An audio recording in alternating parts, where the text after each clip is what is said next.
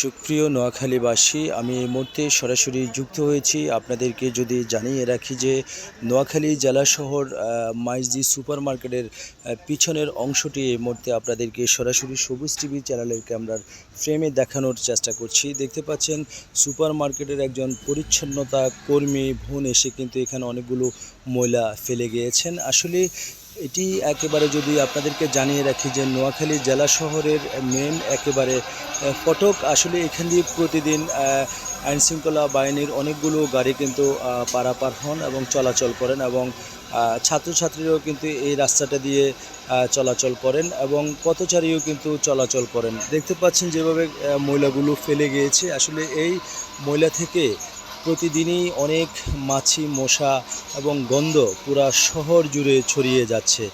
এখানে যদি এই বিষয়টা যদি সরকারিভাবে কোনো উদ্যোগ নেওয়া না হয় এবং পৌরসভা থেকে যদি কোনো উদ্যোগ নেওয়া হয় এবং জেলা প্রশাসকের মাধ্যম থেকে যদি কোনো ব্যবস্থা নেওয়া না হয়, তাহলে কিন্তু এই আবর্জনার যে গন্ধ বাস সেটা কিন্তু সব দিকে ছড়িয়ে যাচ্ছে, আর এখান থেকে কিন্তু রোগ ব্যাধিও সৃষ্টি হচ্ছে। আপনারা জানেন যে আমরা সবসময় সমাজের সত্য ঘটনাগুলো তুলে ধরি আপনাদের মাঝে সবুজ টিভি চ্যানেলের মাধ্যমে।